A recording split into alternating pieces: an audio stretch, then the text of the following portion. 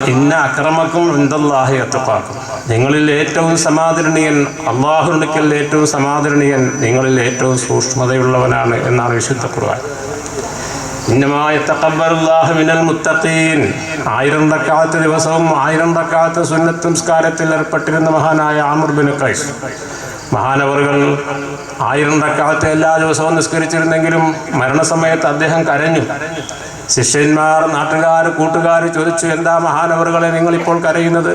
നിങ്ങൾക്ക് മരിക്കാൻ പേടിയുള്ളത് കൊണ്ടാണോ എന്ന് ചോദിച്ചപ്പോൾ, മാത്രമല്ല അല്ല, മരിക്കാൻ പേടിയുള്ളത് കൊണ്ടല്ല, പിന്നെ നിങ്ങൾ എന്തിനാ കരയുന്നത്? നിങ്ങളൊരു സൂക്ഷിപ്പ് സ്വത്തായിട്ട് ദിവസം ദിനം പ്രതി 1000 റക്അത്ത് നിസ്കരിച്ച മഹാനല്ലേ എന്ന് ചോദിച്ചപ്പോൾ അദ്ദേഹം പറഞ്ഞത്, ഇന്നമാ യതഖബ്ബലുല്ലാഹു മിനൽ മുത്തഖീൻ, അള്ളാഹു സൂക്ഷ്മശാലികളിൽ നിന്ന് മാത്രമാണ് സ്വീകരിക്കുന്നത്. എൻ്റെ ആയിരക്കണക്കിന് റക്അത്തിൽ ഒരു 2 റക്അത്തെങ്കിലും അള്ളാഹു സ്വീകരിച്ചതായി എനിക്ക് യാതൊരു ഉറപ്പുമില്ല. അതുകൊണ്ടാണ് ഞാൻ ഈ സമയത്ത് ആശങ്കപ്പെടുന്നതും കരയുന്നതും എന്നാണ് ഇത്തരം മഹാന്മാർ പോലും പറഞ്ഞതെങ്കിൽ, ഇത്തരം ആദർശ പരിപാടിയിൽ പങ്കെടുത്തത് കൊണ്ട് ഞങ്ങൾ വളരെ വിഷമിക്കുകയും വളരെ ആശങ്കപ്പെടുകയും ചെയ്യാം. മുൻകാല ഉസ്താദന്മാർക്ക് ഇങ്ങനെയുള്ള ആദരിക്കൽ ഉണ്ടായിരുന്നില്ല. അതിപ്പോൾ ഹജ്ജ് ഉംറ ഗ്രൂപ്പ് ഇപ്പോഴാണല്ലോ കൂടുതൽ വന്നത്. എന്നതുപോലെ ഈ ആദരിക്കൽ പരിപാടി ഇപ്പോഴാണ് അധികം തുടങ്ങിയിട്ടുള്ളത്. നമ്മുടെ ഉസ്താദന്മാർക്ക് നമ്മുടെ സമസ്ത കേരള ജമിയത്തുൽ ഉലമായുടെ പ്രസിഡന്റ് സുലൈമാൻ ഉസ്താദ് അവറുകൾ മഹാനവറുകൾ ഈ പുതുപ്പള്ളി എന്ന് പറഞ്ഞ സ്ഥലത്ത് പന്മന, അവിടെ ഞങ്ങളെ ആദരിക്കുന്ന സമയത്ത് അദ്ദേഹം ഉണ്ടായിരുന്നു. അപ്പോൾ അദ്ദേഹം പറഞ്ഞു, ഇപ്പോൾ 25, അദ്ദേഹത്തിൻ്റെ ശിഷ്യനാണ് സിറാജുദ്ദീൻ ബാക്കവി അല്ല ഹസനി, എങ്കിലും അദ്ദേഹം പറഞ്ഞു, ഇപ്പം 25 വർഷമായപ്പോഴും 40 വർഷമായപ്പോഴും 50 വർഷമായപ്പോഴൊക്കെ ഇങ്ങനെ ആദരിക്കുന്നു.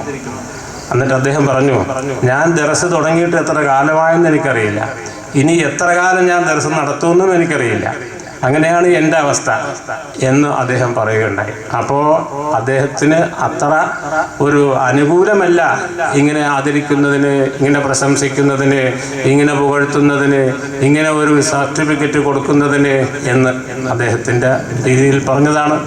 എന്നിട്ട് അദ്ദേഹം കുറഞ്ഞ വാക്കിൽ ഉദ്ഘാടനം നിർവഹിച്ചതിന് ശേഷം മഹാനവറുകൾ അവിടെ നിന്ന് സ്ഥലത്തിട്ടു.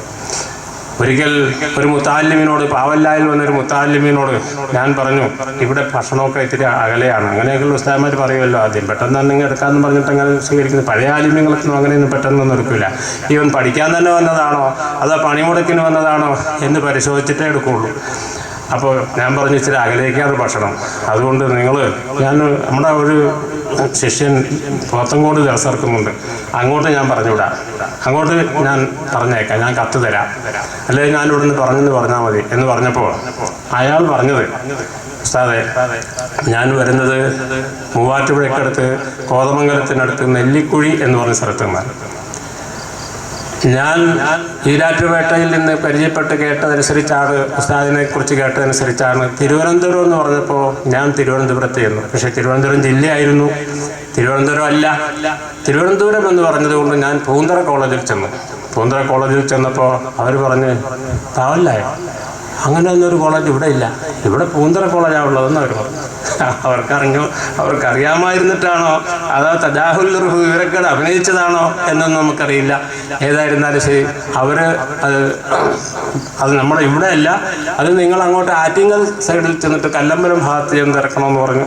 അപ്പം അയാൾ പറഞ്ഞു, ഞാൻ അങ്ങനെയൊക്കെ വളരെ കഷ്ടപ്പെട്ടാണ് ഉസ്താദെ ഇവിടെ വന്നിരിക്കുന്നത്, അതുകൊണ്ട് എന്നെ ഈ ദർസിൽ ചേർക്കുകയാണെങ്കിൽ ഞാൻ ഇവിടെ നിന്ന് പഠിക്കാം, അതല്ല എന്നെ ഇവിടെ നിർത്തുന്നില്ലെങ്കിൽ ഞാൻ നാട്ടിലോട്ട് മടങ്ങുകയാണ് എന്ന്. സുബ്ഹാനല്ലാഹ്. അങ്ങനെ പറഞ്ഞപ്പോൾ പിന്നെ നമുക്ക് എന്ത് പറയാൻ പറ്റും? ഞാൻ പറഞ്ഞു, എന്നാൽ ശരി, ഒരു കാര്യം ചെയ്യും, എന്നാൽ നിന്നോളാൻ പറഞ്ഞു. അങ്ങനെ കുറേ കാലം അവിടെ നിന്നു. അങ്ങനെ അവിടെ പഠനം പൂർത്തിയാക്കി.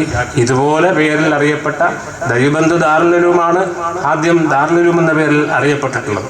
പിന്നെ വാഴക്കാട് ദാറുൽ ഉലൂം, അതും ദാറുൽ ഉലൂമാണ്. മഹാനായ കണ്ണിയത്ത് ഉസ്താദൊക്കെ ദർസെടുത്തിരുന്ന മഹാനായ ഷെയ്ഖ് ഹസൻ നസ്രത്ത് നബറുല്ലാഹു മർക്കദഹു മഹാനവറകളൊക്കെ ഓതി പഠിച്ച വാഴക്കാട് ദാറുൽ ഉലൂം. അതിനുശേഷമുള്ള ഇപ്പോൾ ഇത്തരം 40 വർഷമുള്ള ഒരു സ്ഥാപനമാണ് നമ്മുടെ പോത്തങ്കോട് ദാറുൽ ഉലൂം. എന്നിട്ട് ആ മുത്തഅല്ലിം ദൈവബന്ധു ദാറുൽ ഉലൂമിൽ നിന്ന് സനതൊക്കെ വാങ്ങി വന്ന് ആലുവായിൽ കൊടികുത്തുമല പോലെയുള്ള ചില സ്ഥലങ്ങളിലൊക്കെ അദ്ദേഹം ഖത്തീബായിട്ടും ഇമാമായിട്ടും ഒക്കെ നിന്ന് സേവനം അനുഷ്ഠിച്ചതിന് ശേഷം ഒരു വിശുദ്ധ റമദാൻ, ഇത് റമദാനാണല്ലോ, റമദാനിൻ്റെ തലേ ദിവസം തൻ്റെ ഭാര്യയുമായിട്ട് ആലുവായിൽ വെളിയത്തുനാടെന്ന് പറയുന്ന ഭാര്യ വീട്ടിലോട്ട് പോയിട്ട് തിരിച്ചു വരുന്ന വഴിക്ക് അവരുടെ നാടായ കോതമംഗലം നെല്ലിക്കുഴിയിൽ വെച്ച് തന്നെ അവർ രണ്ടുപേരും ബൈക്കിൽ വരുമ്പോൾ ഒരു പ്രൈവറ്റ് ബസ് ആളിളകി ഭ്രാന്തിളകി, അള്ളാഹുവിൻ്റെ വിധി എന്ന് പറയാം, വന്ന് ഇവരെ ഇടിച്ച് തെറിപ്പിക്കുകയും രണ്ടുപേരും അതേ സ്പോട്ടിൽ മരിക്കുകയും ചെയ്തു. രണ്ടുപേരെയും അടുത്തടുത്തായി കബറടക്കപ്പെടുകയും ചെയ്തു. 2 കുഞ്ഞുങ്ങൾ മാത്രമായിരുന്നു അവർക്കുണ്ടായിരുന്നത്. വാപ്പ അന്ന് ജീവിച്ചിരിപ്പുണ്ടായിരുന്നു, അദ്ദേഹം പിന്നീട് മരണപ്പെട്ടു. അവർക്കും ഇതുപോലെ നമ്മിൽ നിന്ന് മരണപ്പെട്ടു പോയ നമ്മളുമായി ബന്ധപ്പെട്ട നമ്മുടെ സഹോദരങ്ങൾ, നമ്മുടെ ശിഷ്യന്മാർ, അവരുടെ കുടുംബങ്ങൾ, അവർക്കെല്ലാം അള്ളാഹു പുറത്തു കൊടുക്കുമാറാവട്ടെ. അപ്പോൾ ദാറുൽ ഉലൂം എന്ന് പറയുന്ന സ്ഥാപനത്തിന് വേറൊരു പ്രത്യേകത, ഞാനുമായിട്ടുള്ള വേറൊരു പ്രത്യേകത ഇവിടെയുള്ളത്, ഞാൻ 2 ആഴ്ചയിൽ ഒരിക്കലായിരുന്നു ആ കാലത്തൊക്കെ ആലപ്പുഴ ജില്ലയിലുള്ള ചന്ദ്രൂർ എന്ന സ്ഥലത്തോട്ട് ഇവിടെ വന്നിറങ്ങിയപ്പോൾ തന്നെ നമ്മുടെ അബ്ദുള്ള മൗലവി പറഞ്ഞേ, ഞാൻ കാറിൽ നിന്ന് ഇറങ്ങുന്നതിന് മുമ്പ് കാറിൽ വെച്ച് തന്നെ പറഞ്ഞു, നിങ്ങൾ ആലപ്പുഴ ജില്ലയിൽ ചന്ദ്രൂർ എന്ന സ്ഥാനത്ത് നിന്ന് പാവല്ലായിൽ വന്ന് നിങ്ങൾ നിൽക്കാൻ, ഇത്രയും കാലം നിൽക്കാൻ ഒരു നിയോഗമായിരുന്നത് പോലെ ഞാൻ പാവല്ലായിൽ നിന്ന് വന്ന് ഇവിടെ ഒരു സ്ഥാപനം തുടങ്ങാനും ഇങ്ങനെ നിലനിൽക്കാനും കാരണമായത് ഒരു നിയോഗമാണ്, അള്ളാഹുവിൻ്റെ ഒരു വേണ്ടുകയാണ് എന്ന് അദ്ദേഹം പറയുകയുണ്ടായി. ഖൈറാണ്.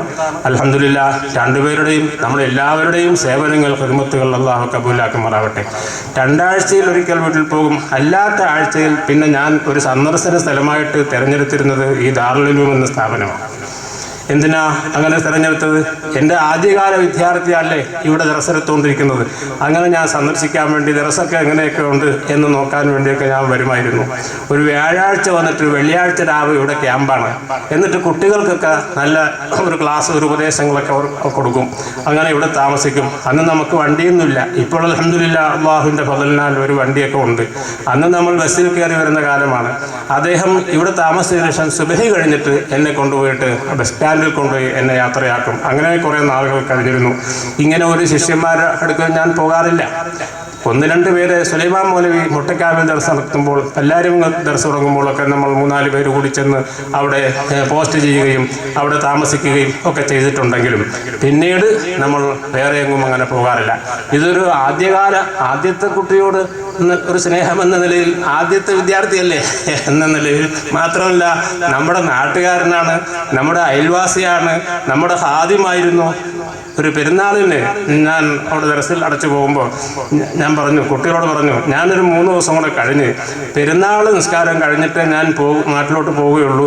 ഇവിടെ ആര് നിൽക്കും എൻ്റെ കൂടെ എന്ന് ചോദിച്ചപ്പോൾ എഴുന്നേറ്റ് നേരത്തെ ഫസ്റ്റിലെ തന്നെ പറഞ്ഞത് ഈ അഷ്റഫ് മൗലവി എന്ന വിദ്യാർത്ഥിയാണ്, ഞാൻ നിൽക്കാം എന്ന് പറഞ്ഞ് ഞാൻ നാട്ടിലോട്ട് പോയപ്പോഴേ പിന്നെ അദ്ദേഹം എൻ്റെ കൂടെ വന്നുള്ളൂ. അത്രയ്ക്കും നല്ല സ്നേഹവും നല്ല ആത്മാർത്ഥതയും നല്ല ഒരു സേവന സന്നദ്ധയും ഒക്കെ ഉള്ള ഒരു വിദ്യാർത്ഥി ആണല്ലോ. അതുകൊണ്ട് ഞാൻ ഇവിടെ വന്നിരുന്നു, കുട്ടികൾക്കൊക്കെ വേണ്ട ഉപദേശങ്ങൾ കൊടുക്കും. അഷ്റഫ് മൗലവിയുടെ മകൻ്റെ കല്യാണത്തിന് കുറേ ശിഷ്യന്മാർ വന്ന കൂട്ടത്തിൽ അവർ എന്നെ കണ്ടപ്പോൾ പറഞ്ഞു, ഉസ്താദ് അന്ന് ദാറുൽ ഉലൂമിൽ പോത്തങ്കോട് വന്ന് ചെയ്തിരുന്ന ഞങ്ങളോട് പറഞ്ഞിരുന്ന ഉപദേശങ്ങൾ ഞങ്ങൾ ഇപ്പോഴും ഇന്നലെ പറഞ്ഞതുപോലെ ഞങ്ങൾ ഓർക്കുകയാണ് എന്ന്. അള്ളാഹു കബൂലാക്കുമാറാവട്ടെ, അള്ളാഹു സ്വീകരിക്കുമാറാവട്ടെ. പല രാജ്യങ്ങളിലും അവർ ഖിദ്മത്ത് ചെയ്യുന്നു. അങ്ങനെ 14 വർഷം ഇവിടെ നിന്ന അഷ്റഫ് മൗലവി ഇപ്പോൾ നമ്മുടെ ഉസ്താദിൻ്റെ സ്ഥലമായ ഉസ്താദിൻ്റെ സ്വന്തം സ്ഥലം നമ്മളെപ്പോലെ തന്നെ എറണാകുളം ജില്ലയാണ്. അവിടെ നിന്ന് ഇങ്ങോട്ട് തെക്കോട്ട് നീങ്ങിയതാണ്. ഹൈദരൂസ് മൗലവിയും എറണാകുളത്ത് നിന്ന് തെക്കോട്ട് വന്നതാണ്. നമ്മളും ആലപ്പുഴ ജില്ലയിൽ നിന്ന് തിരുവനന്തപുരം ജില്ലയിലേക്ക് വന്നതാണ്. അങ്ങനെ നമ്മൾ ചരിത്രം പരിശോധിച്ച് നോക്കുമ്പോൾ ധാരാളം മഹാത്മാക്കളായ പണ്ഡിതന്മാർ വടക്കേ മലബാറിൽ നിന്ന്, അതുപോലെ തന്നെ ഉത്തര കേരളത്തിൽ നിന്നൊക്കെ വന്ന് തെക്കൻ ഭാഗത്തോട്ട് വന്നാണ് ഇവിടെ ധാരാളം ഇൽമിൻ്റെ സദസ്സുകളും ആലിമ്യങ്ങളും ഉണ്ടായി. അതിൽപ്പെട്ട ഉദാഹരണങ്ങളാണ് വാഴക്കാടൻ മുസ്ലിയാർ എന്ന് പറയുന്ന ഉസ്താദ്. അതിൽപ്പെട്ട ഉദാഹരണമാണ് ഇടപ്പള്ളിയിൽ 40 കൊല്ലം ദർസ് നടത്തിയിരുന്ന കൂട്ടായി അബൂബക്കർ മുസ്ലിയാർ എന്ന് പറയുന്ന ഉസ്താദ്. അതിൽപ്പെട്ട ഉദാഹരണമാണ് എട്ടടി മുസ്ലിയാർ നല്ല ഹൈറ്റായിരുന്നു. എട്ടടി മുസ്ലിയാർ എന്ന് പറയുന്ന ഒരു മുസ്ലിയാർ പാരിപ്പള്ളിയുടെ പള്ളിക്കൽ വന്ന് താമസിച്ചിരുന്നു.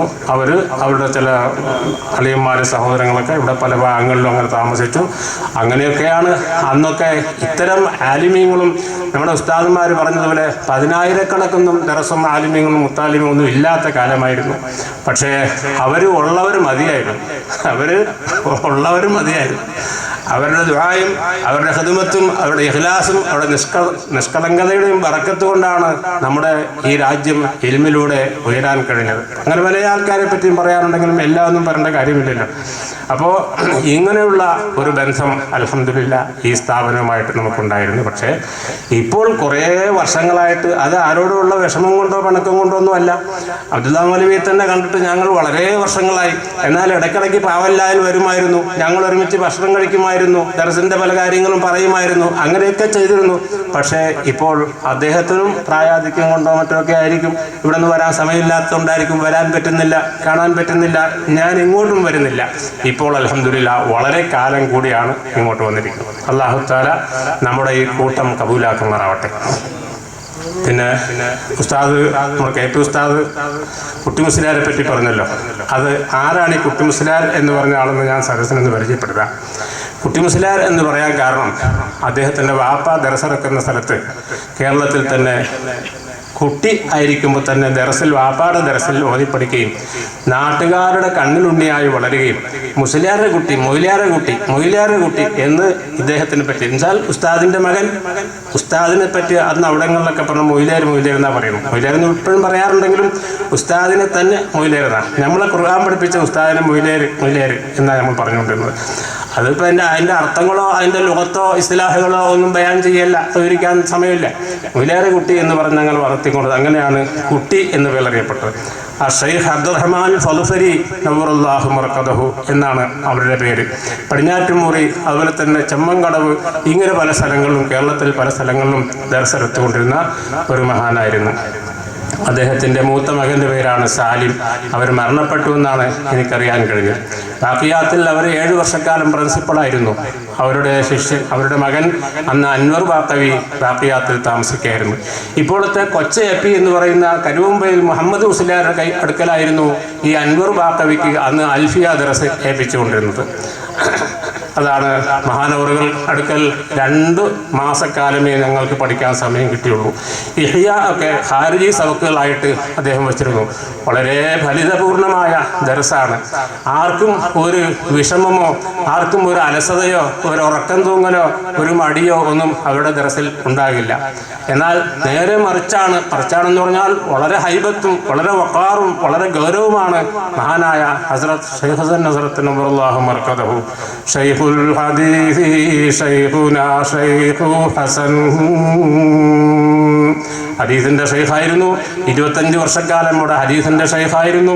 മൗലാന ഹുസൈൻ അഹമ്മദ് മദനിയുടെ പ്രധാനപ്പെട്ട ഒരു ശിഷ്യനായിരുന്നു. മാത്രമല്ല ധാരാളം നൂറുകണക്കായ ആയിരക്കണക്കായ ആലിമീങ്ങളുടെ അഭിവന്യ ഗുരുവര്യരാണ് മഹാനവറുകൾ. നവറുല്ലാഹു മർക്കദഹു വഫഅല അലൈനാ മിൻ ബറകാതിഹി വസുറാരിഹി വജമഅല്ലാഹു ബൈനനാ വബൈനഹു ഫീ ദാരിൽ അമാൻ. അപ്പോൾ കുട്ടി മുസ്ലിയാർ എന്ന് പറയുന്ന അബ്ദുറഹ്മാൻ ഫളുഫരി മഹാനവറുകൾ വലിയ ഷാഇറായിരുന്നു, വലിയ മുഹഖിഖായിരുന്നു. നേരത്തെ പറഞ്ഞ ഷെയ്ഖുൽ ഹദീസ് ഒന്നും ആയിട്ടില്ലെങ്കിലും നല്ല പണ്ഡിതനായിരുന്നു. അവർ വാപ്പ പൂർവ്വകാലം പോലെ തന്നെ അവരുടെ പാരമ്പര്യമായിട്ട് തന്നെ അലിമീങ്ങളായിരുന്നു. അവരുടെ ഖബർ നമ്മൾ സിയാറത്ത് ചെയ്തിട്ടുണ്ട്. സാധാരണക്കാരെ പോലെ തന്നെ ഒരു ഖബർ കണ്ടുപിടിക്കാൻ വളരെ വിഷമിച്ച് അങ്ങനെ അവിടെ നമ്മൾ ഖബർ അൽഹംദുലില്ലാ സിയാറത്ത് ചെയ്തു. അദ്ദേഹത്തിനെ പറ്റി പറഞ്ഞത് ഇന്നി അബൂ സാലിമിൻ വതനി മലൈബാറു, ഞാൻ അബൂ സാലിമാണ്, എൻ്റെ സ്വന്തം രാജ്യം മലബാറാണ് എന്ന് പറഞ്ഞ് കുറേ പദ്യങ്ങൾ ആത്മകഥ എഴുതുന്നത് പോലെ കുറേ പദ്യങ്ങൾ അദ്ദേഹം മഹാനവറുകൾ എഴുതിയിട്ടുണ്ട്. അപ്പം ഇരിക്കട്ടെ പ്രിയപ്പെട്ട സഹോദരങ്ങളെ, സഹോദരിമാരെ, ഇതൊരു ഹൈറായ പ്രസ്ഥാനമാണ്. നിങ്ങളിതിവിടെ നിലനിർത്തിക്കൊണ്ടു പോകണം. ഇതുവരെയും ക്യാൻറ്റീനൊന്നും തുടങ്ങാൻ കഴിഞ്ഞിട്ടില്ല. എങ്കിലും വീട്ടുകാർക്ക് ഈ ഭക്ഷണം വിളമ്പി കൊടുക്കാനൊക്കെ ഇപ്പോൾ വളരെ പ്രയാസമാണ്. ആളുകൾക്ക് സമയമില്ല. പിന്നെ 100,000 ആവശ്യങ്ങളാണ്. പുരുഷന്മാരൊക്കെ ഗൾഫിലാണ്. പിന്നെ പ്രതിനിധികളായിട്ടും ഖലീഫമാരായിട്ടും ഖലീഫത്തുമാരായിട്ടും പെണ്ണുങ്ങളാണ് ആവശ്യങ്ങൾക്ക് പോകുന്നത്. എല്ലാ നേരവും ഒരു മുത്താലിം വീട്ടിൽ കയറി ഇറങ്ങിയാൽ അവർക്കൊരു പക്ഷേ ബുദ്ധിമുട്ട് വരാൻ സാധ്യതയുണ്ട്. അങ്ങനെ പല വിഷമങ്ങളും പല പ്രശ്നങ്ങളും ഉള്ള സാഹചര്യത്തിൽ കൂടിയാണ് ഈ സ്ഥാപനം ഇങ്ങനെ നാട്ടുകാർ കൊണ്ട്. അൽഹംദുലില്ലാഹ്, അല്ലാഹു തആല നിലനിർത്തുമാറാവട്ടെ. ഇതിൽ ഖൈർ ബർക്കത്ത് അല്ലാഹു പ്രദാനം ചെയ്യുമാറാവട്ടെ. നേരത്തെ പറഞ്ഞതുപോലെ ഒരു മുത്തഅല്ലിമിനെ സ്വീകരിക്കുമ്പോൾ പല രാജ്യങ്ങളിൽ പല സ്ഥലങ്ങളിലും നമ്മൾ കണ്ടിട്ടുള്ളത് ഒരു മുത്തഅല്ലിമിനെ വെറുതെ അങ്ങ് സ്വീകരിക്കുക മാത്രമല്ല, എന്നാൽ വിവേചനമായി കണ്ടിട്ട് അങ്ങനെ. അപ്പോൾ അവിടെ ഒരു മുത്തഅല്ലിമിന് ഭക്ഷണം കൊടുക്കുന്ന കാര്യം നമ്മുടെ പന്മനയിൽ പറഞ്ഞു. അദ്ദേഹം ആ പ്രസംഗിച്ച അദ്ദേഹത്തിൻ്റെ ഉസ്താദ് ദർസെടുക്കുന്ന സമയത്ത് ഒരു വീട്ടിൽ ഭക്ഷണം കഴിക്കുമ്പോൾ എന്തോ ഇത്തിരി കഞ്ഞിവെള്ളം കൊണ്ട് കൊടുത്തിട്ട് തിണ്ണയിൽ വെച്ച് സിറ്റൗട്ടിൽ വെച്ച് കൊടുത്തിട്ട് അകത്തോട്ട് ചെല്ലുമ്പോൾ അവർ വളരെ സുഭിക്ഷമായി കഴിക്കുന്നു. എത്ര അത് അള്ളാഹുവാലും.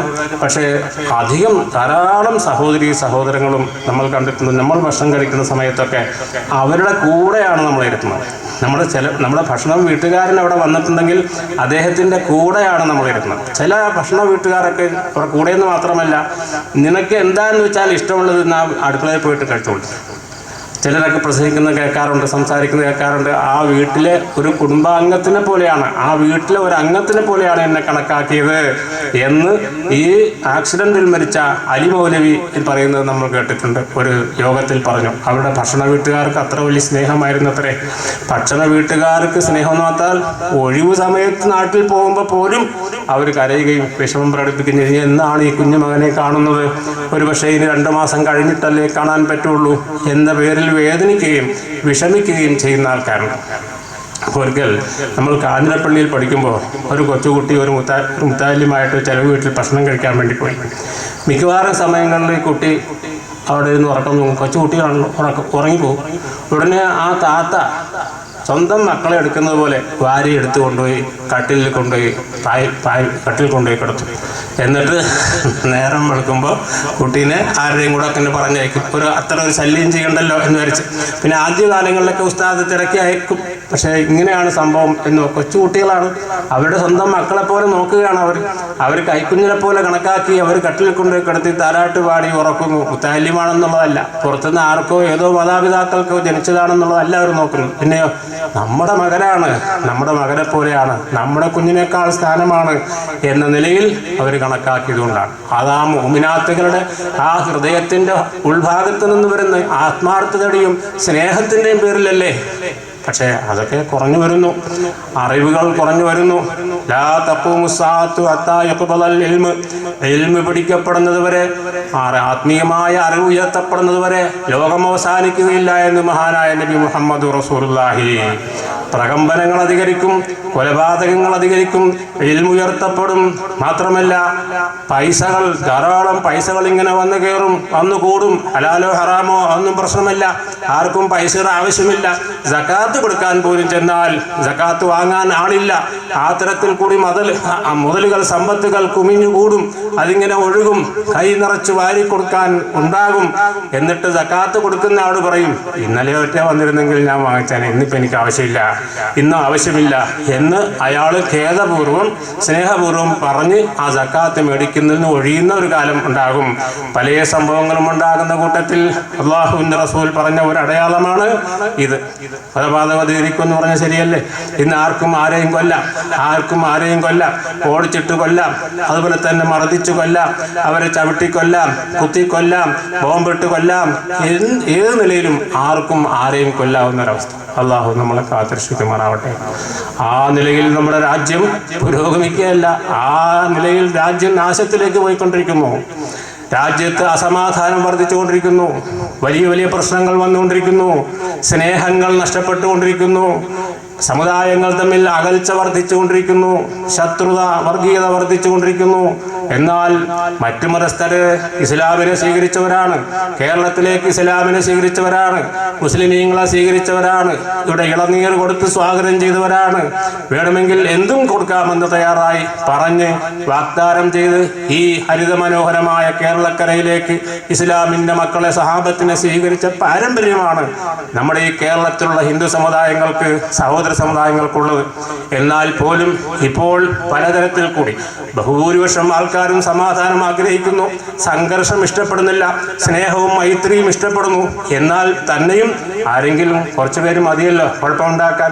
ഒരു ജാഥ പോകുന്നു, ഒരു യോഗം നടക്കുന്നു, ആരെങ്കിലും വിവരമില്ലാത്തൊരു കല്ല് വെച്ചെറിഞ്ഞാൽ പോരെ അവിടെ പ്രശ്നമാകാൻ. ഇപ്പോൾ തന്നെ വാട്സപ്പിലൂടെ കൊടുത്ത സന്ദേശം അനുസരിച്ച് ഒരു കുട്ടിയെ ബലാത്സംഗം ചെയ്യപ്പെട്ടതിന്റെ പേരിലുള്ള പ്രശ്നങ്ങൾ അഥവാ ഹർത്താൽ നടത്തി. അസലില്ല, പാപ്പയില്ല, ആരാ പറഞ്ഞത്, ഏത് സംഘടനയാ പറഞ്ഞത്, ഏത് പ്രസിഡന്റാ പറഞ്ഞത്. ഇപ്പോൾ അതിന്റെ പേരിലുള്ള ക്വസ്റ്റ്യനും ഹിസാബുകളും വിചാരണകളും റൈഡുകളും നടന്നുകൊണ്ടിരിക്കുകയാണ്. അള്ളാഹു കാത്തുരക്ഷിക്കുമാറാവട്ടെ. എല്ലാ പാർട്ടികളിലും ഉള്ളവരുണ്ടായിരുന്നു, പക്ഷെ എല്ലാവരും മുസ്ലിമീങ്ങളാണ്. എന്നാൽ ഇത് പ്രചരിപ്പിച്ച സൂത്രധാരകരാരായിരുന്നു? അവർ മറ്റ് സമുദായത്തിൽപ്പെട്ടവരാണ്. അപ്പൊ മറ്റ് സമുദായത്തിൽപ്പെട്ടവർ ഇവിടെ എന്തോ പ്രശ്നങ്ങളുണ്ട്. അതിപ്പോ എല്ലാവരും അല്ല, കുറഞ്ഞ ആൾക്കാർ ഈ നിലയിൽ ശ്രമിക്കുമ്പോൾ രാജ്യത്ത് പ്രശ്നങ്ങളുണ്ടാകും. അതുകൊണ്ട് ബഹുഭൂരിപക്ഷവും സമാധാനകാംക്ഷികളാണ്. മുസ്ലിമീങ്ങളെന്ന് മാത്രമല്ല, എല്ലാ ജാതികളിലും സഹോദര സമുദായങ്ങളിലും സമാധാനകാംക്ഷികളാണ്. അതുകൊണ്ട് എല്ലാവരും ഇങ്ങനെയുള്ള ആൾക്കാരെ ഒറ്റപ്പെടുത്തുന്നവരാണ്, അതിനെ അപലപിക്കുന്നവരാണ്. ഈ മൃഗീയമായ കൊലപാതകത്തെയും കാശ്മീരിൽ നടന്ന മൃഗീയമായ കൊലപാതകത്തെയും ആക്ഷേപിച്ചവർ തന്നെയാണ്. ബഹുഭൂരിപക്ഷവും അതിനെ അപലപിച്ചവർ തന്നെയാണ്. പക്ഷേ ഹർത്താൽ ദിനത്തിലുള്ള പേക്കോലങ്ങൾ കൊണ്ടും അക്രമങ്ങൾ കൊണ്ടും അതെല്ലാം ആ സിമ്പതിയും ആ സഹിഷ്ണുതയും ആ സഹതാപവും ഒക്കെ കളഞ്ഞു കുടിച്ചുപോയി.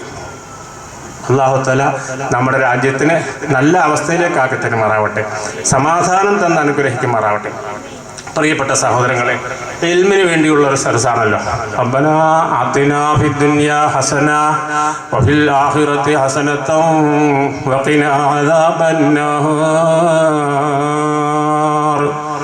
ഈ ആയത്തിന്റെ അർത്ഥത്തിൽ മഹാനായ ഇമാം ഹസൻ റഹ്മത്തുള്ളാഹി അലൈഹി പറയുന്നത്, റബ്ബനാ ആതിനാ ഫിദ്ദുനിയാ ഹസന, ഞങ്ങളുടെ രക്ഷിതാവേ, നീ ഞങ്ങൾക്ക് ദുനിയാവിൽ നന്മ തരണമേ, ആഖിറത്തിലും നന്മ തരണമേ, നരകശിക്ഷയെ തൊട്ട് നീ ഞങ്ങളെ കാത്തുരക്ഷിക്കണമേ അല്ലാഹ് എന്ന് ദുആ ചെയ്യും.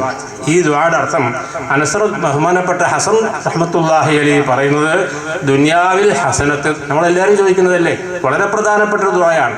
കാന അക്സറു ദുആഇ റസൂലുള്ളാഹി സ്വല്ലല്ലാഹു അലൈഹി വസല്ലം റബ്ബനാ ആതിനാ ഫിദ്ദുനിയാ ഹസന.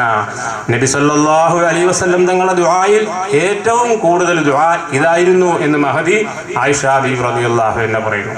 ദുനിയാവിലും ആഖിറത്തിലും നന്മ ചോദിക്കുന്ന ഒരു ദുആയാണ്. അപ്പോൾ അതിന്റെ അർത്ഥം, പടച്ചവനെ ദുനിയാവിൽ നീ എനിക്ക് ഹസനത്ത് തരണം എന്ന് പറഞ്ഞാൽ അതിൻ്റെ അർത്ഥം ഇൽമും ഇബാദത്തും നൽകണം. പടച്ചവനെ എനിക്ക് അറിവ് നൽകണം, വിജ്ഞാനം നൽകണം, അതനുസരിച്ച് അതുകൊണ്ട് ഇബാദത്ത് ചെയ്യാനുള്ള തൗഫീക്ക് നൽകണം. ഇതിനേക്കാൾ ഉപരി എന്ത് നന്മയാണ് കിട്ടാനുള്ളത്? ഇവിടെ വലിയ അധികാരമോ വലിയ രാജകൊട്ടാരമോ വലിയ സിംഹാസനമോ ഭരണച്ചെങ്കോലുകളോ ഭരണക്കസേരകളോ ഇതൊക്കെ കിട്ടിയിട്ട് വല്ല പ്രയോജനമുണ്ടോ? ഇൽമും അതുപോലെ തന്നെ ഇൽമനുസരിച്ച് ഇൽമു കൊണ്ടുള്ള ഇബാദത്തും പടച്ചവനെ ഇത് ഞങ്ങൾക്ക് ദുനിയാവിൽ നൽകണമേ. ആഖിറത്തിൽ ഹസനത്ത് എന്ന് പറഞ്ഞാൽ സാക്ഷാൽ സ്വർഗം തന്നെ നൽകണമേ. അള്ളാഹു നമുക്ക് സ്വർഗം തന്ന് അനുഗ്രഹിക്കുമാറാവട്ടെ, നരകശിക്ഷയെ തൊട്ട് കാത്തിരക്ഷിക്കുകയും ചെയ്യണമേ. ഇതാണ് ഇതിൻ്റെ അർത്ഥം. പല അർത്ഥങ്ങളും പറഞ്ഞിട്ടുണ്ട്. സാലിഹത്താൽ ഹസനത്ത് എന്ന് പറഞ്ഞാൽ സാലിഹത്തായ സൽവൃത്തയായ ഒരു സ്നേഹസമ്പന്നയായ ഭർത്തൃസ്നേഹമുള്ള ഒരു സൽവൃത്തയായ പെണ്ണാണ് എന്ന് തഫ്സീർ പറഞ്ഞിട്ടുള്ളവരുണ്ട്. നരകശിക്ഷയെ തൊട്ട് കാക്കണമെന്ന് പറഞ്ഞത് സൂൽ ഹുലുക്ക് പിടിച്ച ദുസ്വഭാവിയായ ഇടങ്ങേറി പിടിച്ച പെണ്ണുങ്ങളെ തൊട്ടുള്ള ഷർറ് പടച്ചവനിൽ നിന്ന് ഞങ്ങളെ കാത്തിരക്ഷിക്കണേ എന്ന് മഹാത്മാക്കളായ മുഫസ്സിരീങ്ങൾ പറഞ്ഞിട്ടുണ്ട്.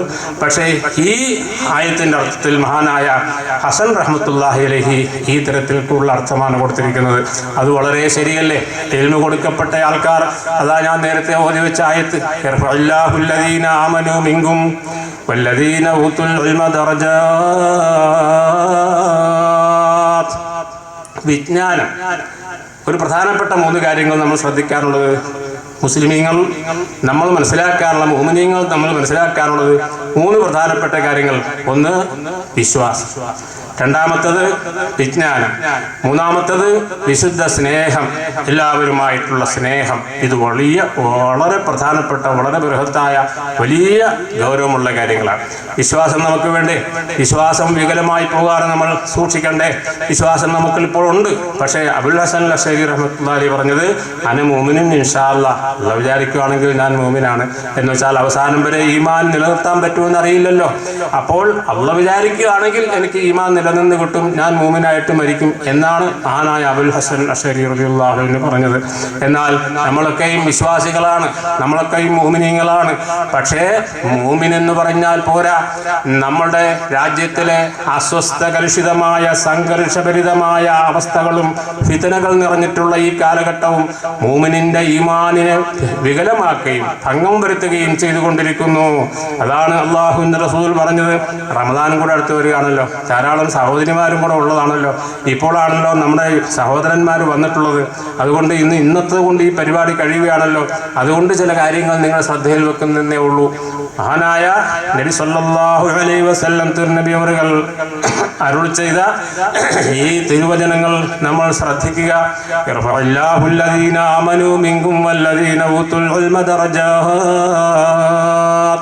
വിശ്വാസം, വിജ്ഞാനം, വിശുദ്ധ സ്നേഹം, ഇത് 3 വളരെ പ്രധാനപ്പെട്ട, എല്ലാത്തിനും വളരെ വിശദമായി പറയാനുള്ള ധാരാളം ആയത്തുകളും ധാരാളം ഹദീസുകളും ധാരാളം പ്രമാണങ്ങളും ധാരാളം ചരിത്രങ്ങളും ഒക്കെ നമുക്ക് പറയാനും നിരത്താനും കഴിയും. പക്ഷേ അതിന് നമുക്ക് സമയമില്ല. വിശ്വാസം എല്ലാ നന്മകളുടെയും ഫൗണ്ടേഷൻ അല്ലേ, എല്ലാ ഹസനാത്തുകളുടെയും ബേസ്മെന്റ് അല്ലേ. അത് ശരിയാവാതെ സുദൃഢമാകാതെ പിന്നെ എന്ത് ഇബാദത്തുകളാകുന്ന കെട്ടിടം നിർമ്മിച്ചാൽ അതെങ്ങനെ ശരിയാകും? ബേസ്മെന്റ് ഉറയ്ക്കാതെ കെട്ടിടം നിലനിൽപ്പുണ്ടോ? കെട്ടിടം നിലനിൽക്കുകയില്ല. എന്നതുപോലെ ഈമാൻ ഉറയ്ക്കാതെ, ഈമാൻ ശക്തമാകാതെ, ഈമാൻ രൂഢമൂലമാകാതെ, സർവപ്രധാനമായ വിശ്വാസം നമ്മുടെ ഹൃദയത്തിൽ ഉറപ്പിക്കാതെ മറ്റ് സൽക്കർമ്മങ്ങളിലേക്ക് പോകാതെ നമുക്ക് പോയാലും അതിന് നിലനിൽപ്പില്ല, അതിന് സാധ്യതയില്ല. എല്ലാ സ്ഥലത്തും പറഞ്ഞത് അല്ലാഹുവിനെ കൊണ്ടും അന്ത്യനാൾ കൊണ്ടും ആരെങ്കിലും വിശ്വസിക്കുന്നുണ്ടെങ്കിൽ പല കാര്യങ്ങളും പറഞ്ഞ കൂട്ടത്തിൽ അയൽവാസികൾക്ക് നന്മ ചെയ്തു കൊള്ളട്ടെ, വല്ലതും നാക്കെടുത്ത് വർത്തമാനം പറയുകയാണെങ്കിൽ നന്മ മാത്രം പറഞ്ഞുകൊള്ളട്ടെ, തൻ്റെ സഹോദരൻ ഉപദ്രവിക്കാതിരിക്കട്ടെ, ഉപകാരം ചെയ്തില്ലെങ്കിലും ഉപദ്രവിക്കാതിരിക്കട്ടെ. ഇതൊക്കെ പറഞ്ഞത് വല്ലവർക്കും വിശ്വാസമുണ്ടെങ്കിൽ അല്ലാഹുവിന്റെ റസൂൽ പറഞ്ഞു. അപ്പൊ ഈമാൻ ഇല്ലാത്തവരോട് ഇതൊക്കെ പറഞ്ഞിട്ട് കാര്യമില്ലല്ലോ. അപ്പൊ ഈമാൻ നമ്മൾ സർവ്വവിധേനയും സംരക്ഷിക്കണം. ഈമാൻ സംരക്ഷിക്കാൻ എന്തൊക്കെയാ ചെയ്യേണ്ടത്? അത് നിലനിർത്താനും മാത്രമല്ല, ഈമാൻ തുരുമ്പ് പിടിക്കും. തുരുമ്പ് പിടിക്കുന്നവരെ നമ്മുടെ ഈമാൻ തുരുമ്പ് പിടിക്കും. അപ്പോൾ ഈമാൻ നമ്മൾ നല്ല സ്ഫുടം ചെയ്ത് നല്ലപോലെ ഹൃദയം തെളിച്ച് ആ ഈമാനിനെ സുരക്ഷിതമാക്കി നമ്മുടെ ഹൃദയം നല്ല ന്യൂക്ലിയർ ആയുധം പോലെ സ്ഫടിക സമാനമായി നമ്മുടെ ഹൃദയത്തിൽ ആക്കി തീർക്കുന്നുണ്ട്. വിശ്വാസം നമ്മൾ സംരക്ഷിക്കണം. എന്തായിരുന്നിട്ട് ഈമാൻ നമ്മൾ സംരക്ഷിക്കണം. വിശ്വാസത്തിന്റെ പേരിൽ നമുക്ക് കിട്ടുന്ന പ്രതിഫലങ്ങളും പ്രയോജനങ്ങളും വളരെ വലുതാകുന്നു. യാ അയ്യുഹല്ലദീന ആമനൂ, ഇങ്ങനെയാണ് വിശുദ്ധ ഖുർആനിൽ ധാരാളം ഭാഗങ്ങൾ അല്ലാഹു സംബോധന ചെയ്തിട്ടുള്ളത്. എന്നാൽ ഈ സർവ്വ ആൾക്കാരെയും വ്യാപിപ്പിച്ചുകൊണ്ട് പൊതുവായി അയ്യുഹന്നാസ്, ഓ ജനങ്ങളെ എന്ന് പറഞ്ഞ സംബോധനയും ഉണ്ടായിട്ടുണ്ട്. വിളിച്ചിട്ട് വരുന്നാണല്ലേ, കുഴപ്പമില്ല. ഉസ്താദ് വിളിച്ചിട്ട് വരുന്നതാണ്. ഉസ്താദ് എന്തോ പറയാൻ വേണ്ടി വിളിച്ചത്. അപ്പൊ വിശ്വാസം കഴിഞ്ഞാൽ, അപ്പൊ ഈ വിശ്വാസം നമ്മൾ എങ്ങനെയാ പുതുക്കണത്, എങ്ങനെയാ ശക്തമാക്കുന്നത്? ഇവിടെ കാണുന്ന ദൃഷ്ടാന്തങ്ങളെപ്പറ്റി ചിന്തിച്ച്, ആകാശഭൂമികളുടെ ദൃഷ്ടാന്തങ്ങളെപ്പറ്റി ചിന്തിച്ച്, സൂറത്തു തസാലിലൂടെയും സൂറത്തുൽ വാഖിഅയിലും അതുപോലെ ധാരാളം സൂറത്തുകളിൽ അല്ലാഹുവിന്റെ ദൃഷ്ടാന്തങ്ങളെപ്പറ്റി എണ്ണി നമ്മളെ പരിചയപ്പെടുത്തുന്നുണ്ട്. പക്ഷേ നമ്മൾ അത് നമ്മുടെ ബുദ്ധി കൊണ്ട് ചിന്തിച്ച് കണ്ട് പാഠം ഉൾക്കൊണ്ടുകൊണ്ട് അല്ലാഹുവിനെ പറ്റിയുള്ള മാരിഫത്ത് നമ്മൾ സമ്പാദിക്കണം. പ്രയോജനപ്രദമായ ഇൽമില്ലാത്ത ഇൽമിന്റെ, ആലിമിന്റെ, മുതഅല്ലിമിന്റെ ഇൽമ് വലിയ പ്രത്യാഘാതവും വലിയ നഷ്ടമുണ്ടാക്കും. ഇൽമ് പ്രയോജനമാകണം. ഇൽമ് പ്രയോജനപ്രദമാകണമെങ്കിൽ ഭയഭക്തി ഉണ്ടാകണം.